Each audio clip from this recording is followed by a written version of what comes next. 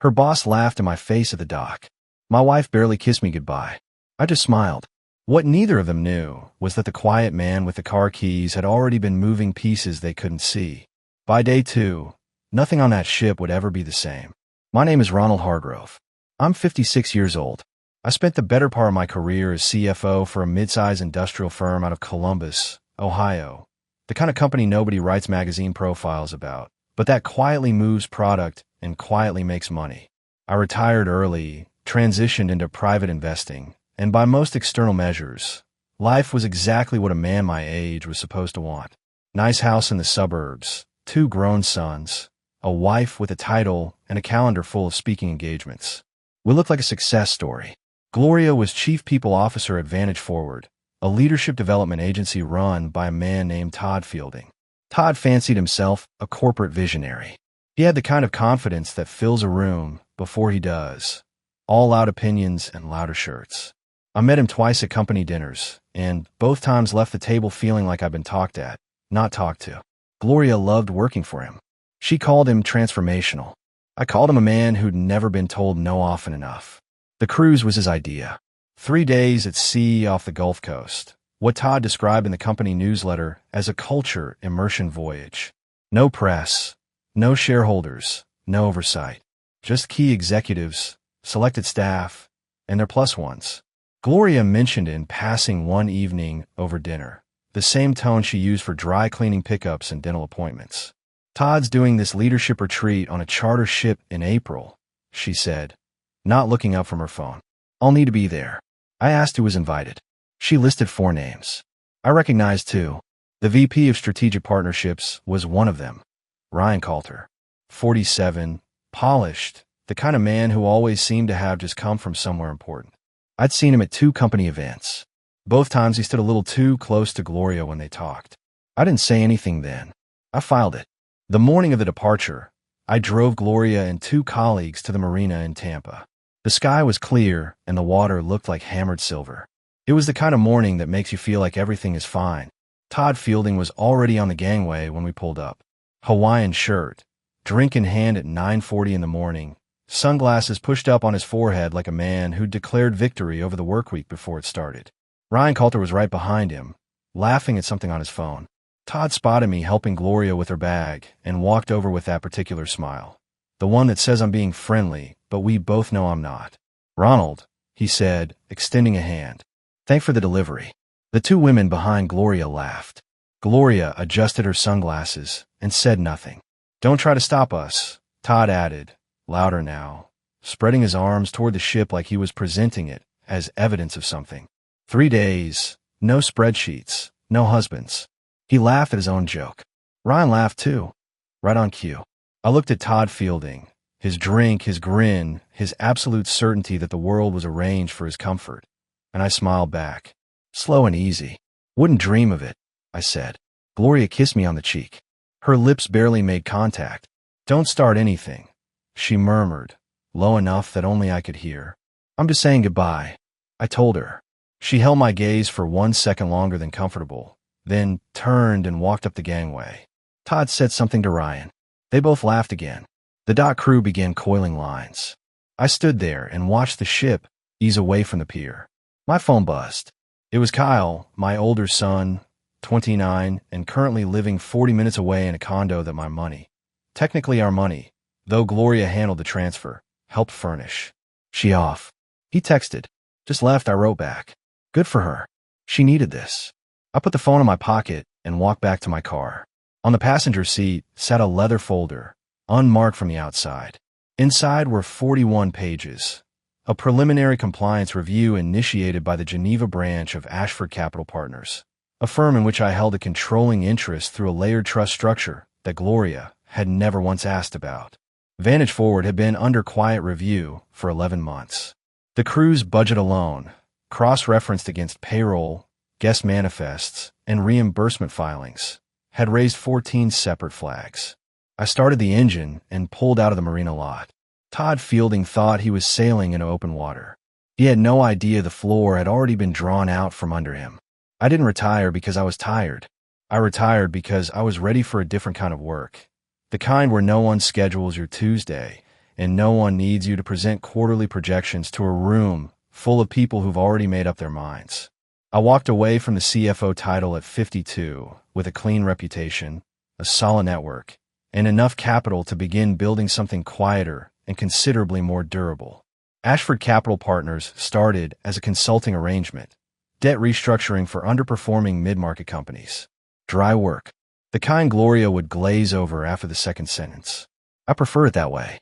Over 4 years, I converted a portion of my compensation into equity positions, built a layered trust structure across 2 domestic entities and 1 registered offshore, and gradually became the kind of investor that doesn't appear in press releases. The companies I touched either stabilized or got absorbed.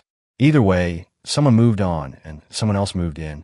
Vantage Forward came onto the radar 11 months ago through a routine portfolio scan. One of our subsidiary analysts flagged it as a candidate for acquisition. A culture consultancy bleeding cash through vanity programming, leadership retreats, and a content division that produced podcasts nobody listened to. On paper, it looked like a tax write-off with a logo. In practice, it was the company that signed Gloria's paychecks. I recused myself from nothing. I disclosed nothing. And I waited.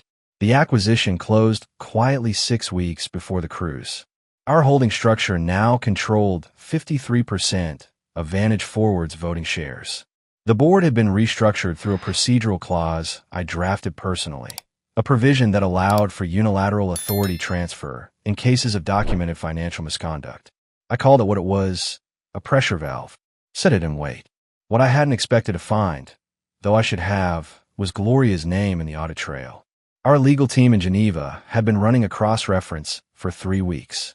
Guest manifests against payroll, expense filings against internal HR records, reimbursement entries against authorized contractor lists.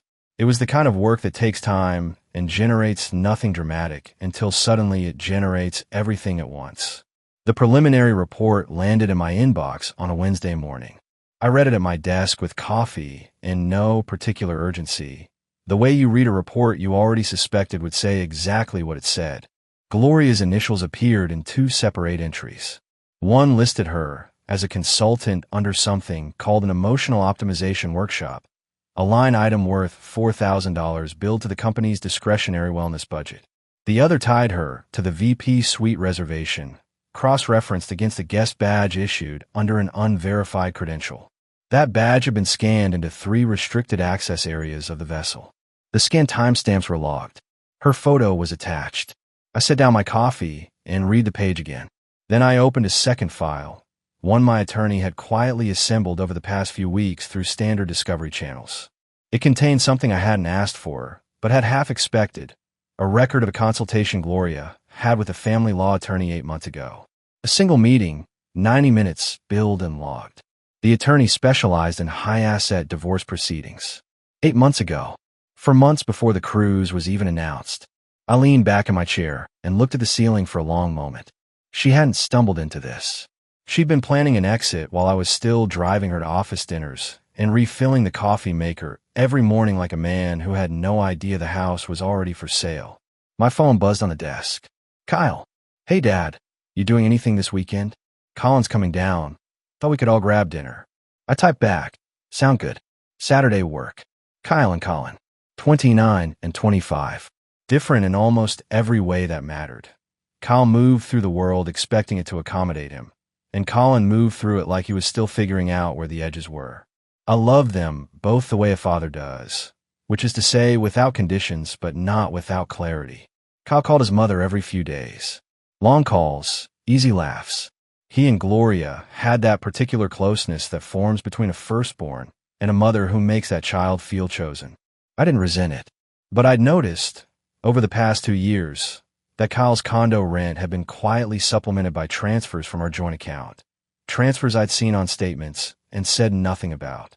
For $1,500 a month. Month after month. I did the math now, sitting at my desk with the audit report open in front of me. 30 months. $135,000. Give or take. Gloria hadn't mentioned it once. I closed the laptop, picked up my coffee, and walked to the window. The yard was still, the morning light flat and even.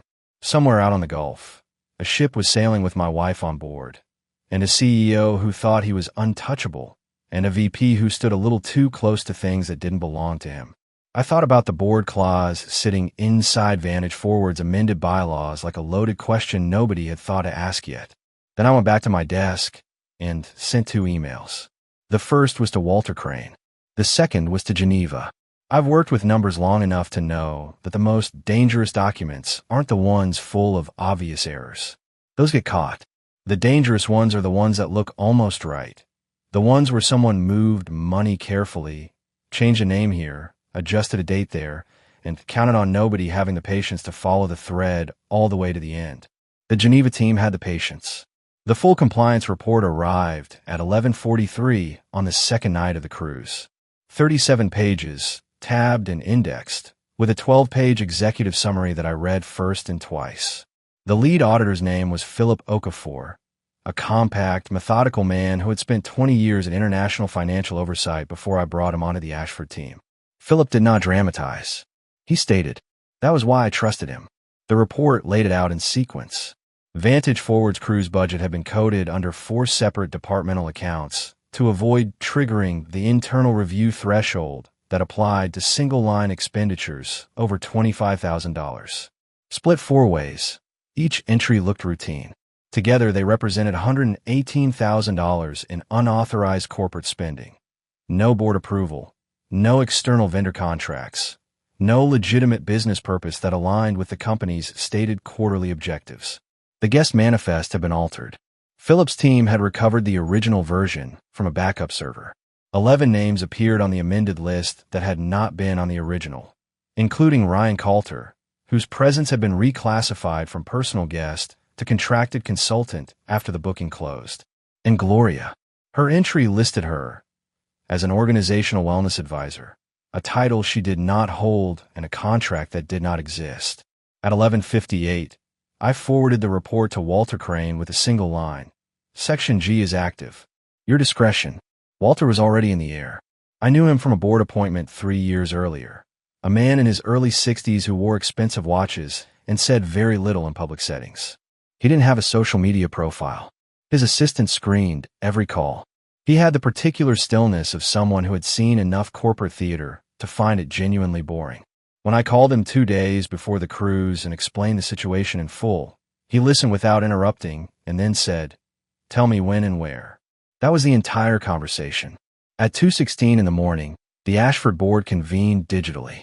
7 members, 2 in pajamas, 1 at a family event in Phoenix, 1 logging in from a car. Nobody complained. The numbers had a way of making location irrelevant. The vote on Section G, the clause permitting emergency authority transfer in documented cases of executive financial misconduct, passed unanimously at 2:49. Walter Crane was formally installed as interim chairman. His transport had been arranged through a private logistics firm. A black helicopter, no markings, prepped for offshore deck landing at a secondary airfield outside of Tampa. I sat at my desk until 3 in the morning reading Philip's report a 3rd time, marking nothing because there was nothing to mark. It was clean work. It said what it needed to say. Then I went to bed. I slept fine. The call came at 6:47 in the evening on the 2nd day. I was in the kitchen heating up leftovers when my phone lit up with Gloria's name. She never called during these things. Texts, maybe. A photo of a sunset with a caption about gratitude. But a voice call, that was different. I let it ring 3 times. Then I picked up. Hey. Her voice came through breezy, angled toward casual in the way people get when they're trying not to sound like they're trying. Just checking in. Everything all right out there? I kept my voice easy, the way you keep your hands relaxed when you're holding something fragile. Fine, yeah. It's been a lot. A pause. We did this whole group session on the upper deck this afternoon. Trust exercises. Todd cried, which I did not see coming. Sounds productive, I said. Another pause. Longer. I could hear wind in the background and the low thrum of the ship's engines somewhere beneath it. Ronald. Her voice dropped. Not dramatically, just enough. The breezy quality was gone. Something happened today. I set down my fork. What kind of something? A helicopter landed on the deck. She was speaking carefully now, each word placed. No markings. Nobody knew it was coming. The captain tried to radio them and got no response. A man got off, dark suit, briefcase, and he walked straight to Todd's lunch. Didn't ask directions. Didn't show credentials to anybody who could do anything about it. A breath. He asked for Todd by name. I said nothing. Ronald. Her voice dropped further, close to a whisper now. What did you do? The question sat between us on the line like something dropped on a hard floor. I'm not sure what you mean, I said. Don't. The single word landed flat and hard. Don't do that to me right now. Todd is locked in his cabin. Ryan won't answer his door.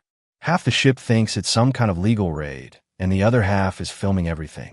I'm standing in a stairwell on deck 2, and I need you to tell me what is happening. I let the silence run for a few seconds, long enough for her to hear that I wasn't going to fill it on her schedule. You remember the consulting work I did a few years back? I said finally. The restructuring firm? Yes. Cautious now. You just met the new interim chairman. The line went so quiet I could hear the wind clearly. A door somewhere on the ship. The sea underneath. Everything. That's no. Her voice strained against itself. That was a contract position. You said it was temporary. You said you weren't involved anymore. I said the contract was temporary. I replied. The equity wasn't. She exhaled. It was the sound of something giving way that had been holding for a long time. I didn't know it would go this far, she said, quieter now. And I could hear something in it that wasn't quite a defense. More like the first honest thing she'd said in months. Yes, you did, I answered.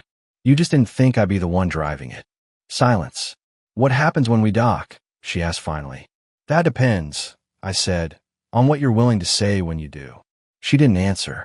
I could hear her breathing, shallow, controlled, the way she breathed when she was working very hard to keep something off her face.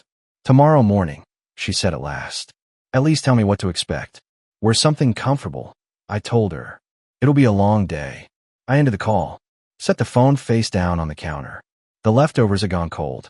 I put the plate in the refrigerator and stood at the kitchen window for a moment, looking at the dark yard. She finally asked the right question, just about 4 years too late. The freeze hit on a Thursday morning. I didn't make a production of it. I called my attorney, gave him 2 instructions, and let the paperwork do the rest. The joint checking account, the one Gloria used for household expenses, personal purchases, and, as I now knew, monthly transfers to Kyle, was frozen pending formal separation proceedings. The joint investment account followed an hour later. I left her personal credit card active. I wasn't trying to strand her. I was establishing a boundary that should have been established a long time ago. By noon, Kyle was calling. I let go to voicemail. He left 2 minutes and 40 seconds of controlled indignation, the kind that comes from a man who has never had to think carefully about where money comes from. He said I was being vindictive. He said Gloria had nothing to do with whatever corporate nonsense I was tangled up in. He said if I was going to punish her, I should at least be man enough to do it to her face instead of cutting off accounts while she was on a boat. I listened to it once, then set the phone down. Colin called that evening. His approach was different, quieter, more careful. He asked if I was okay first. Then he asked what was going on. I told him there were some financial irregularities I was dealing with, and that I'd explain more when I could. He didn't push.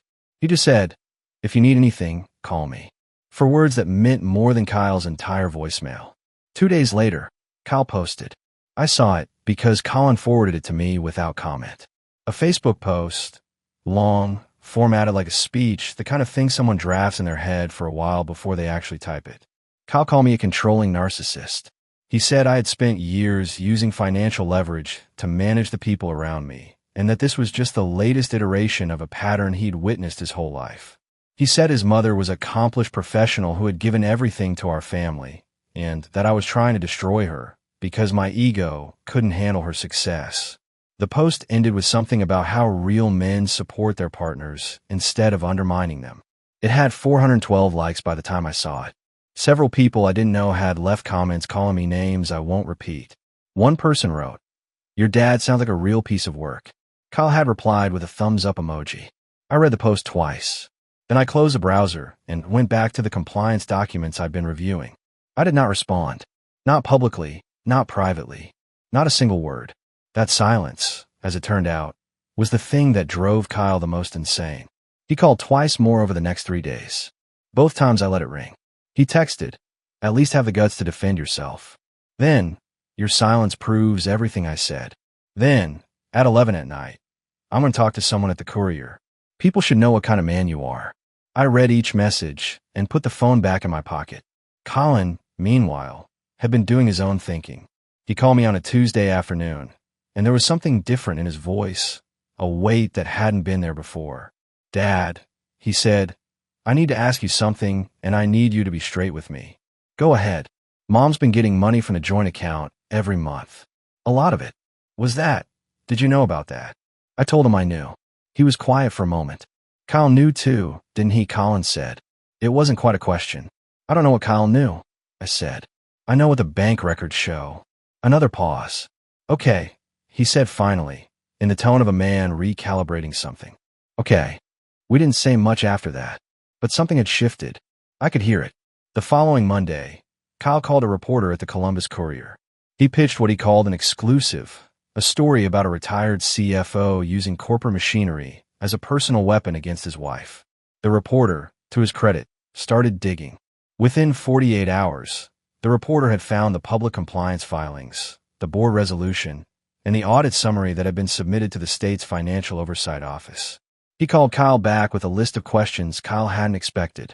The story that ran 3 days later was not the story Kyle had in mind. The ship came in 2 hours ahead of schedule. There was no announcement. No cheerful intercom voice thanking passengers for a weekend of transformational growth. Just the low groan of engines shifting to reverse and the thud of the hull settling against the pier like a man sitting down after a long argument. I wasn't at the dock. I didn't need to be. Walter Crane's team had coordinated with the Port Authority the previous evening. 3 independent auditors were on the pier before the gangway dropped, each carrying a tablet and a lanyard that identified them as representatives of Ashford Compliance Services. 2 attorneys stood behind them.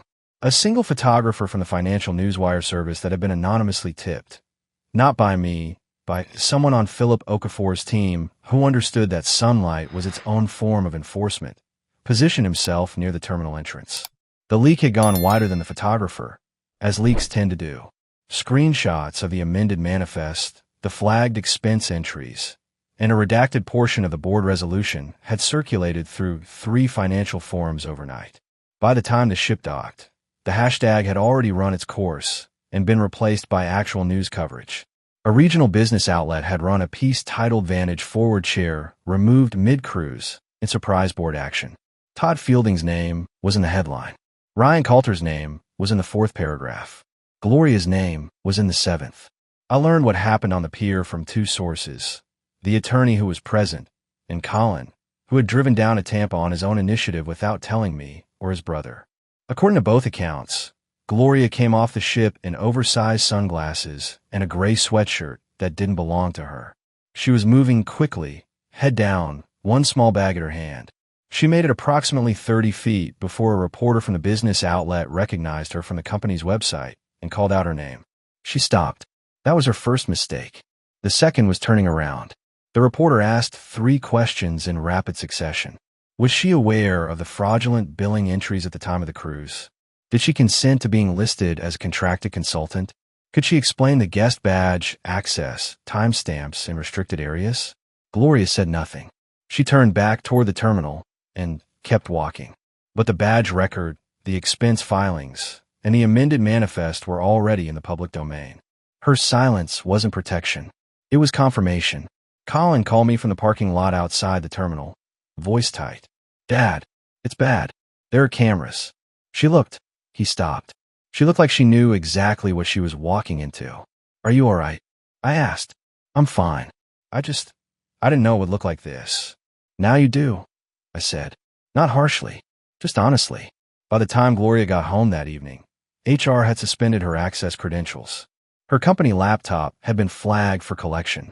A formal letter from the Ashford legal team was already in transit, requesting that she preserve all communications related to the cruise planning and refrain from contacting any current Vantage Forward employees pending the investigation. She walked in through the back door and stood in the kitchen doorway, arms crossed over herself, face pale under the remains of a weekend tan. "They knew my name," she said. "The reporters, the auditors, everyone. Your name is in the filings," I said. I was at the kitchen table with a cup of coffee, a document open in front of me. I didn't stand up. I was just there, Ronald. I wasn't running anything. I looked up at her. You were listed as a consultant on a contract that doesn't exist, on a cruise funded through misappropriated company money, using credentials that were forged after the booking closed. Being present is the minimum requirement for culpability. You cleared that bar comfortably. Her jaw tightened. You could fix this. No, I said. I couldn't. And I wouldn't. She stared at me for a long moment. I watched her run through the options: anger, tears, negotiation, and come up empty on all three. What am I supposed to do? She asked finally. Get an attorney, I said. Not the company's. Your own. And answer the auditor's questions honestly, because the documents they already have are more detailed than anything you could spin. She left the kitchen without another word. I heard her go upstairs. I finished my coffee, closed the document, and texted Colin. How are you doing? He replied in 3 minutes. Okay. Thinking a lot. That's the right thing to be doing, I wrote back. He sent back a single word. Yeah. The letter arrived on a Tuesday, standard envelope, no special markings. Gloria picked it up from the mail herself.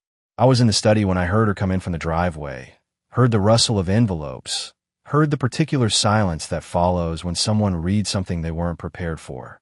She appeared in the doorway 2 minutes later holding the letter with both hands, the way people hold things they're afraid to put down. It was from the Ashford legal team. Formal, measured, for paragraphs. It informed her that as a named individual in the Vantage Forward Compliance Review, she was required to preserve all communications related to the cruise planning, refrain from contacting current company employees, and make herself available for a formal interview with the audit committee within 14 business days. One line near the bottom noted that any attempt to alter, delete, or obscure documentation would be treated as intentional obstruction and would nullify eligibility for severance or continued benefits. She read it standing in the doorway. Then she read it again. This is real, she said. Not a question. Yes, I said. They're going to pull my severance. That depends on what the audit finds and how you respond to it. Her jaw tightened. I need you to call someone. You have relationships at Ashford. You can clarify that I wasn't the architect of any of this. You can tell them Ryan handled the logistics, and I was just what? I said, just present, just listed as a consultant on a contract that never existed, just the person whose badge was scanned into restricted areas at 2:17 in the morning. She set the letter on the side table. You're enjoying this. I'm not, I said, and I meant it. There was nothing enjoyable about watching a 23-year marriage dissolve on a Tuesday afternoon in a room where we'd once shared a bottle of wine and argued about which couch to buy. I'm telling you the truth, which is more than you've done for me in a while. That landed. I watched it land, saw the slight flinch, the quick redirect of her eyes toward the window. I want to fix this, she said, quieter now. Some things don't fix, I said. They just resolve. She left the room. I heard her on the phone upstairs. Her attorney, I assumed. Good. That was the right move, even if it was a few days late. What I didn't know until Colin told me that evening was that Kyle had already made his call to the courier. Colin had heard about it from a mutual acquaintance. Apparently, Kyle had been talking about it openly, treating it like a strategy. The reporter's name was Dennis Albright, a mid-level business desk writer who covered regional corporate stories and the occasional human interest piece. Kyle had given him what he thought was a compelling narrative. Retired CFO weaponizes corporate acquisition to punish successful wife. Dennis Albright was thorough. Within 48 hours, he had pulled the public compliance filings, the board resolution, the state financial oversight submission, and a summary of the audit findings that had been made available through the standard public records process. He called Kyle back with a list of questions that included, were you aware your mother was listed as a consultant on a non-existent contract? Can you comment on the expense entries that bear her credentials? Is it true she consulted a divorce attorney 8 months before the cruise?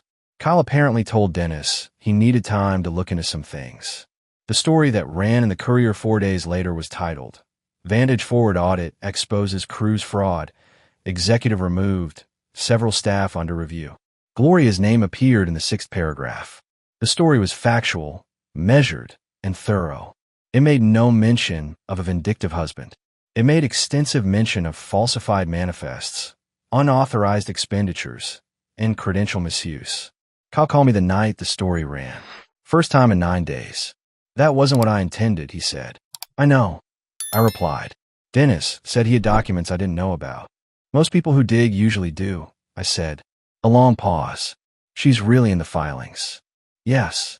Another pause. Longer. You knew before she left on that cruise, didn't you? It wasn't quite an accusation. More like a man doing arithmetic out loud and arriving at an answer he didn't expect. I knew enough, I said. Kyle didn't respond to that. He stayed on the line for another minute without speaking, which for Kyle was extraordinary. He wasn't a man comfortable with silence. Then he said he had to go and hung up. He didn't apologize for the Facebook post. He didn't retract anything publicly.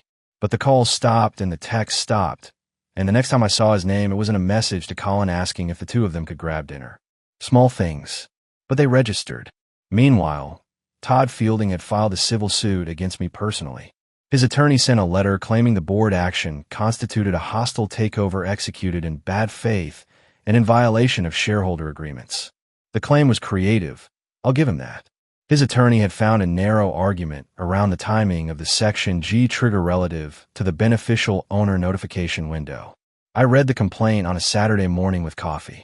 Then I sat down at my desk and spent 4 hours drafting a response brief myself. Not because I couldn't afford better, but because I knew the documents better than any attorney I could have hired. 22 pages, fully cited, with 3 exhibits. I sent it to my attorney with a note. Review and file, as is unless you find an error. He called me back in 2 hours. There are no errors, he said. This is the cleanest response brief I've read in a decade. The judge dismissed the suit 11 days later. 12 minutes of oral argument, then a flat denial. Todd Fielding left the courthouse in a dark sedan. No statement, no press conference, just a man in expensive loafers who had finally run out of room to maneuver. Gloria came into the kitchen that evening while I was cooking. She stood at the counter for a moment without speaking. I heard about the lawsuit, she finally said. It's resolved, I told her. You wrote the brief yourself. I did. She was quiet for a moment. I forgot you could do that, she said.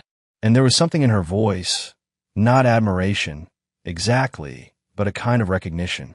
Like she was seeing a version of me she'd filed away a long time ago and assumed had faded out. I didn't respond. I turned back to the stove. Some things you don't need to answer. The deposition was scheduled for a Thursday morning in a conference room downtown. Neutral ground, as these things go. A long table, 2 attorneys on each side, a court reporter in the corner, and the specific institutional chill that comes when every word is being permanently recorded. Gloria's attorney had requested that I appear for questioning related to the acquisition timeline and my role in the board action. My attorney had agreed, on the condition that the scope remain limited to documented corporate matters. Gloria's side had pushed back. We'd spent a week negotiating the parameters. None of that mattered once Gloria's attorney made his opening move. He asked me to describe, in detail, my awareness of Gloria's activities in the 12 months preceding the board action. Standard framing. I answered precisely, citing documents rather than impressions. Then he shifted, asked me whether I had used my position as a controlling shareholder to deliberately target my wife's employment as leverage in personal marital matters. I looked at him across the table. No, I said. The audit was initiated by documented financial irregularities. My personal relationship with one of the named individuals didn't influence the timeline or the findings. He pressed. I held. Then he played his card. He asked whether I would agree that Gloria had been a loyal and dedicated spouse who had, in his words, subordinated her professional ambitions to support my career during our marriage. My attorney objected to the framing. The objection was noted. I answered anyway. Gloria made professional choices that she found fulfilling, I said. I supported all of them. I paid for 2 graduate programs, underwrote her professional development account, and never once asked her to slow down. What I did not do was subordinate my judgment about financial misconduct because the person involved was someone I lived with. Gloria's attorney changed direction. The real blow came 3 days later. Not in the deposition room, but in the family court proceeding, where Gloria had requested an emergency hearing regarding temporary financial arrangements. Her attorney had filed a motion arguing that the account freeze had left her without adequate resources. The judge had agreed to hear it. Gloria's legal strategy included calling Kyle as a character witness. He showed up in a charcoal blazer, serious-faced, clearly coached. He testified that I had been emotionally withholding throughout his childhood, that I had used financial control as a substitute for genuine relationship, and that the current situation was consistent with a pattern of behavior he had observed his entire life. Gloria's attorney thanked him and sat down. My attorney stood up. He was a compact man named Gerald Finch, 61 years old, 35 years in family and corporate law, the kind of attorney who never raised his voice because he never needed to. He looked at Kyle for a moment without speaking. Then he said, "Mr. Hargrove, are you aware that between 31 months ago and the present, your mother transferred approximately $135,000 from the joint marital account to accounts associated with your personal expenses?" Kyle's expression shifted. She helped me out sometimes, yes. $135,000, Gerald repeated. Documented. Monthly transfers, consistent amount, consistent destination. Were these transfers made with your father's knowledge? Kyle looked at Gloria's attorney. I assume. Were they made with your father's knowledge? Gerald asked again. I don't know, Kyle said finally. Thank you, Gerald said, and sat down. The room was quiet for a moment that stretched past comfortable. The judge made a note. Gloria's attorney studied his legal pad. Kyle sat in the witness chair looking like a man who had just understood, too late, that he'd walked into a different room than the one he thought he was entering. I didn't look at Gloria during any of this. I didn't need to. What I did notice was Colin, sitting 3 rows back in the gallery. He'd come without being asked, driven 4 hours to be present, and sat through the entire proceeding with his hands folded on his knees and his face set in that particular expression he'd had since he was 12, attentive, measuring, not yet ready to speak, but taking everything in. After the hearing, we stood in the courthouse parking lot. The afternoon was cold and bright, the kind of day that makes everything look clearer than it is. Dad, Colin said, I need to ask you something. Go ahead. Kyle didn't know about the transfers, did he? He just thought Mom was being generous. I looked at my younger son, 25 years old, more careful than his brother had ever been, and finally standing in the right place for the right reasons. I don't know what Kyle knew, I said. I know what he told himself. Colin nodded slowly. He looked at the courthouse for a moment, then back at me. She put him in a bad spot. She put a lot of people in bad spots, I said. Some of them knew it. Some of them didn't. We stood there for another minute without talking. The wind moved through the parking lot, scattering a few dead leaves across the asphalt. Then Colin said, I'm glad I came. I put a hand on his shoulder briefly. So am I said. That evening I got home and went to the garage. I've been holding something in for weeks, the kind of pressure that doesn't announce itself until it does. I picked up a ceramic pot that had been sitting on a shelf for 2 years, something Gloria had bought at market somewhere and never found a place for, and I threw it against the cinder block wall. It exploded on impact. Pieces scattered across the floor. I stood there breathing hard for about 30 seconds. Then I got a broom and cleaned it up. Some things you carry until you can't. Then you put them down hard, and you clean up the pieces, and you go back inside. Colin found them on a Saturday in October. He'd come over to help me move some furniture out of the spare bedroom. We were clearing it out as part of the general reorganization that follows when a household quietly becomes one person's instead of 2. Gloria had taken what she wanted in 2 trips and left the rest. Most of what remained was the accumulated residue of a long marriage. Boxes of things that had seemed important at some point and hadn't been looked at since. Colin was working his way through the closet shelf when he went quiet. Not the casual quiet of someone focused on a task. A different kind, the kind that has weight behind it. Dad, he said.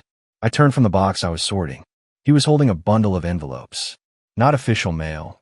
Personal, handwritten, bound with a rubber band that had dried and cracked with age. He handed them to me without another word. I counted 11. The return address on each was Ryan Coulter's home address in Westerville. Not the Vantage Forward office, his personal address. They were dated across a span of 7 years. The oldest was from the spring of the year Kyle graduated high school. The most recent was 14 months ago. I sat down on the edge of the bed and read 2 of them. That was enough. They were not professional communications. They were not ambiguous. 7 years. The cruise had not been the beginning of anything. It had been a continuation of something that had been running quietly beneath the surface of our marriage for longer than I'd had any reason to suspect. I put the letters back in the envelopes, set the bundle on the nightstand, sat there for a moment with my hands on my knees. Colin was standing in the closet doorway, not speaking, giving me the room to process without being crowded. He was good at that, had been since he was a teenager. He always knew when to stay close and when to give space. 7 years, I said finally. Not to him really, just out loud. I'm sorry, Dad, he said quietly. Don't be sorry, I told him. You didn't do anything. I picked up the bundle and carried it to my study, where I photographed each letter and forwarded them to Gerald Finch with a brief note. The originals went into the document safe. They weren't going to change the outcome of anything that was already in motion. The divorce proceedings were past the point where this would shift the financial picture significantly. But they were documentation. And I had learned, over a long career, that documentation always mattered eventually. That evening I drove to a diner 12 miles from the house and sat in a corner booth with coffee and eggs I didn't particularly want. My phone showed a missed call from Kyle, the third that week. I called him back. He picked up on the second ring. I've been trying to reach you, he said. I know. I'm returning it now. A pause.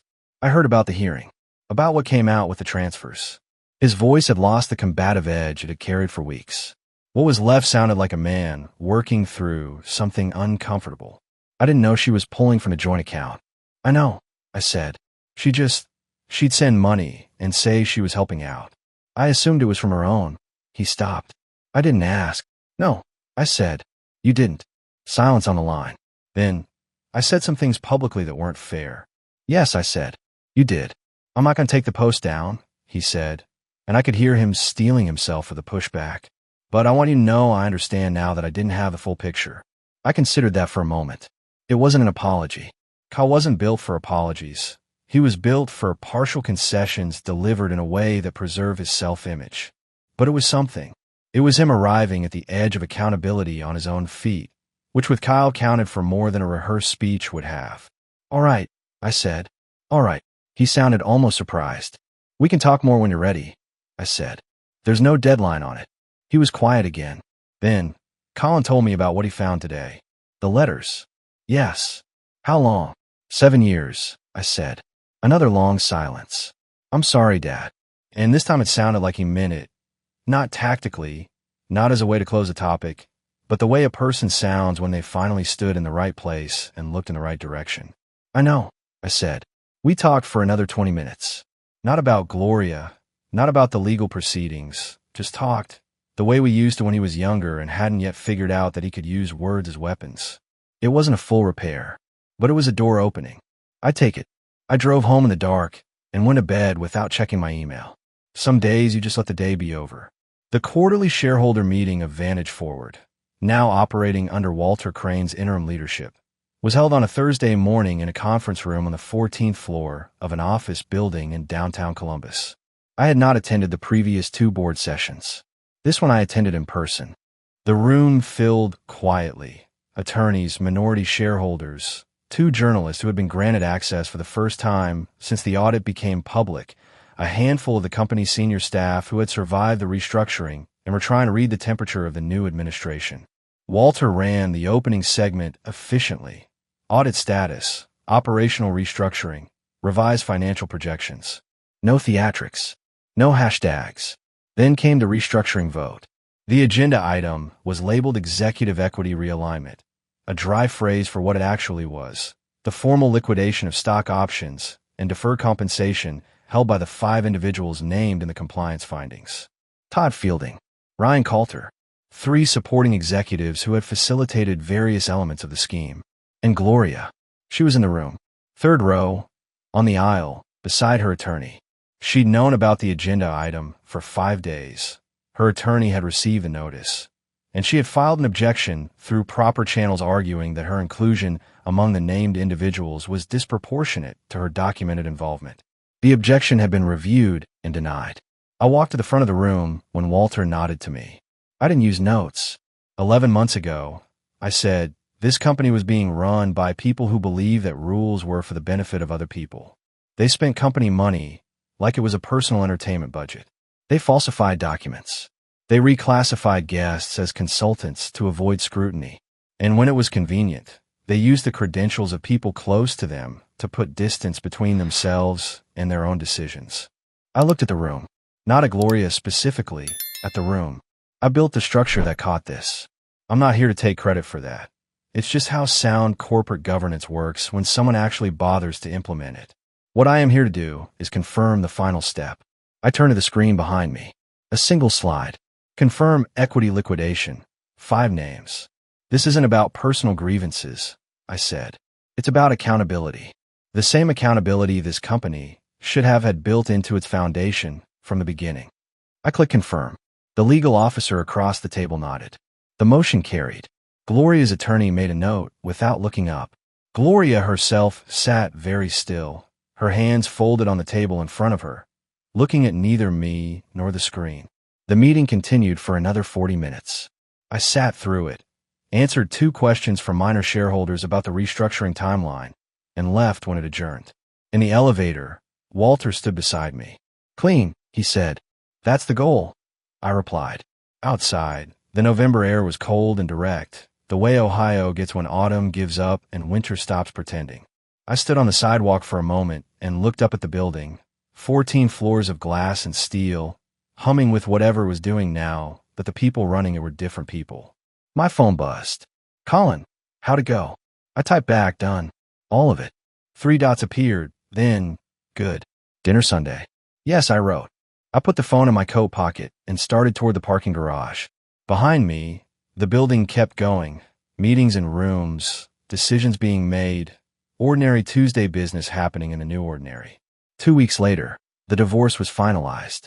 Gloria received a settlement that reflected what the law required and nothing beyond it.